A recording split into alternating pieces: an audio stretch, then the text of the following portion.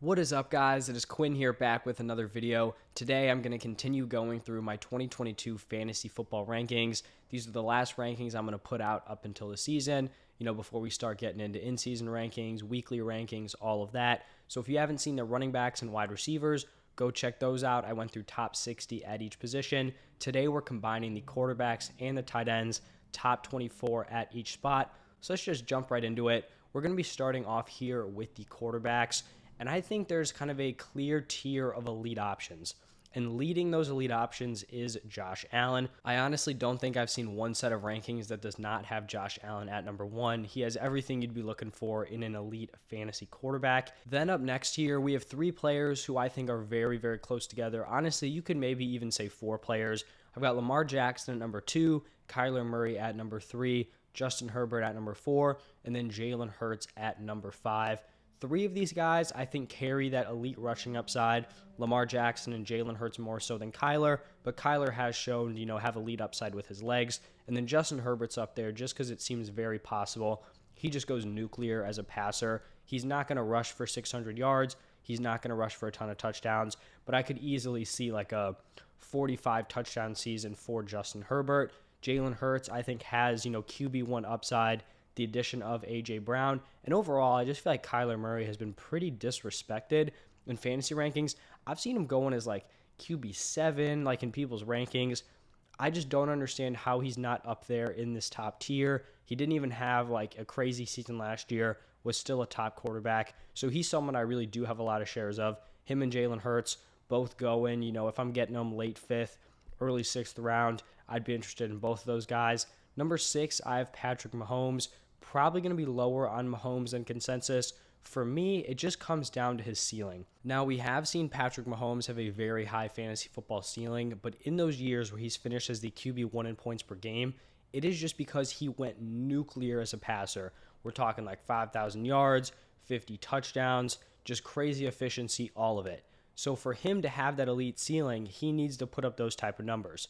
With Tyreek Hill gone, Travis Kelce, getting a little bit older, I'm just looking at these weapons. I'm looking at this offense.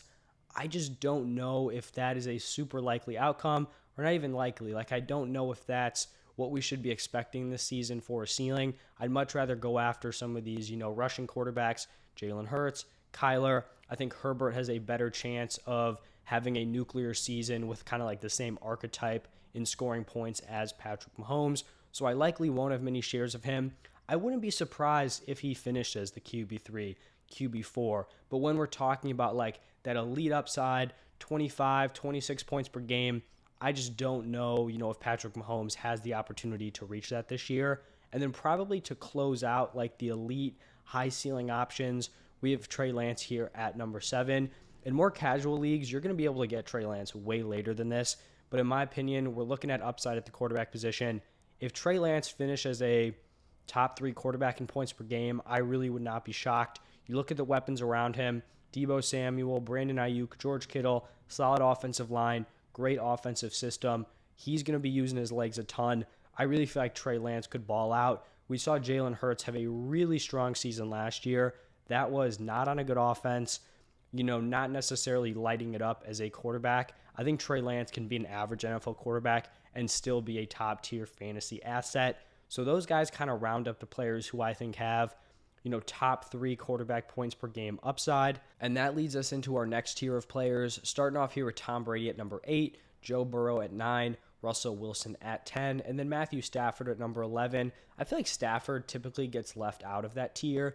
I'm not really sure why. I do put him at the bottom of it, but I think he's probably closer to, Wilson, Burrow, Brady than probably his ADP would reflect. I think these are the guys who are more pocket passers. They may not have like that QB1 upside, but we know they can put together some really spectacular throwing seasons. All of them have really solid weapons around them. So these are your safer options. You're getting, you're not spending elite, 5th, 6th round draft capital on these guys. You're probably getting them round 7, round 8, round 9, but they're players you're comfortable tossing into your lineup every single week. Number 12, I have Dak Prescott. I'm going to do a video sometime within the next week talking about like must avoid players. In my opinion, I am not seeing Dak Prescott as a great fantasy option this season. I've seen on a lot of platforms like He's definitely going ahead of Stafford, and he's kind of thrown in that same range with Russ, Brady. I'm just not seeing it for Dak this year. The offensive line has taken a major step back. The weapons have taken a major step back. You know, they don't have their top 2 tackles from last year. Amari Cooper's gone. We have Michael Gallup, still not really sure when he's going to return. So I think he's like a fringe QB1, but I kind of feel like the cutoff of quarterbacks that I trust weekly in my lineup, I think it actually stops here at quarterback 11. But I think you're going to be in a spot where Dak Prescott is probably never going to be drafted as the QB 12 or later. He's going to be like 8, 9, 10 in that range. So it's probably not something you're going to have to worry about. Then I think we have this next tier of players who are probably going to be like elite streaming options. They're probably going to be on teams, but Derek Carr at 13, Aaron Rodgers at 14, Kirk Cousins at 15.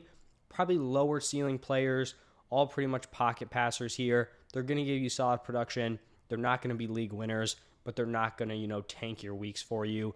Then we start to get into, I think, kind of like a in-between tier here. I'm much higher on Jameis Winston than consensus. I have him here at QB 16. I actually think he's probably closer to the Kirk Cousins tier, in my opinion, than he is to the Tua, Justin Fields tier. He's probably going to be going after both Tua and Justin Fields.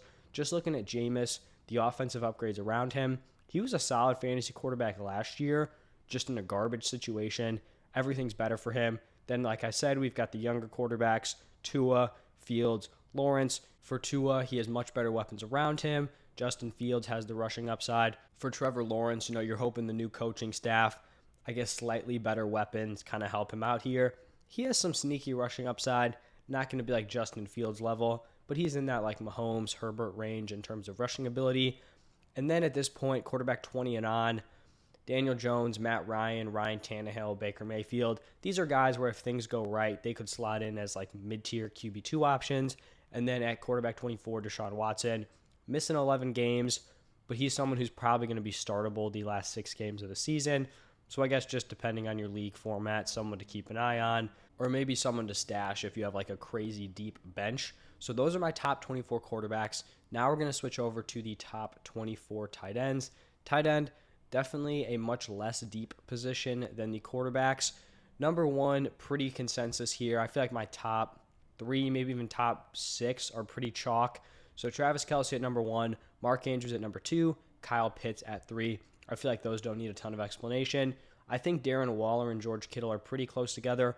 Waller has basically missed like a ton of practices recently, so there's some concern there. I would expect him to be ready for week 1, but it's probably not a guarantee. I still think I would take Waller over Kittle, but the gap is definitely closer than it was, a few days ago, a few weeks ago, whatever.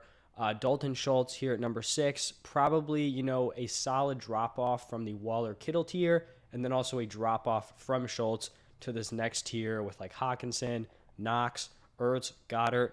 As you can see, I'm definitely lower on Goddard than consensus.